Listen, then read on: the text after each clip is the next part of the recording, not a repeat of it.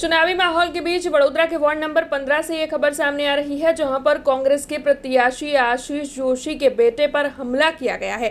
दरअसल आज चुनाव प्रचार चल रहा था, उस दौरान वार्ड नंबर 15 के कांग्रेस के प्रत्याशी आशीष जोशी के बेटे पर भारतीय जनता पार्टी के कार्यकरों की ओर से हमला किया गया है। ऐसी जानकारी सामने आई। तब इस मामले में वार्ड नंबर 15 के कांग्रेसी प्रत्याशी आशीष जोशी ने जो प्रतिक्रिया दी है वो आइए आपको सुनाते हैं। मारा इलेक्शन वोर्ड 15 में अमे चूंटणी प्रचार में छीए अत्यारे त्यारे लोकशाही पद्धति थी अमे चूंटणी प्रचार करीए ए लोको पण करे। भारतीय जनता पार्टी कार्यकर्ता आज मारा રહેણાંક વિસ્તાર એવા રતિલાલ પાર્કમાં પ્રચાર માટે આવ્યા અને ત્યારબાદ મારા ધર્મપત્ની અને મારા બહેન પર અભદ્ર ભાષામાંનો પ્રયોગ કર્યો અને ત્યારબાદ સમજાવવા જતાં મારા દીકરા પર એ લોકોએ હુમલો કર્યો છે।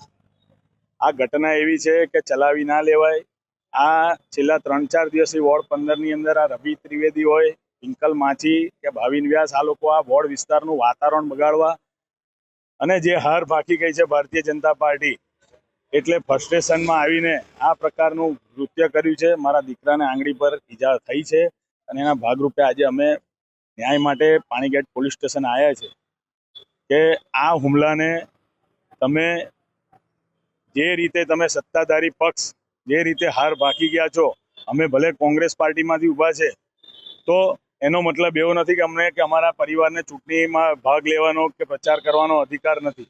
આપને પણ પ્રચાર કરવાનો અધિકાર છે, અમને પણ છે, પણ આ રીતે બીભત્સ ગાળો બોલવી, હુમલા કરવા એ વ્યાજબી નથી અને જેના કારણે અમે આજે પાણીગેટ પોલીસ સ્ટેશનને ફરિયાદ નોંધાવી છે કે આ ત્રણેય હુમલાખોરો જે છે એને તાત્કાલિક ધરપકડ કરે અને કાયદેસરની કાર્યવાહી કરે। હાલમાં તો અમે અરજી કરેલી છે, હવે પીઆઈ સાહેબને અમે ટેલિફોનિક જાણ કરી છે, એ યોગ્ય નિર્ણય લેશે કે આ પ્રકારની ઘટના ન થવી જોઈએ। છેલ્લા કેટલા દિવસથી વોર્ડ વિસ્તારને નાગરિકોને ખોટા બેનરો મારીને જે ઉપસાવવાનું કામ કરી રહ્યું છે એ પણ આ જ 3 હુમલાખોરો દ્વારા કરવામાં આવી રહ્યું છે। એટલે મારું એવું કહેવું છે કે પ્રશાસન તંત્ર કડકમાં કડક કાર્યવાહી કરે।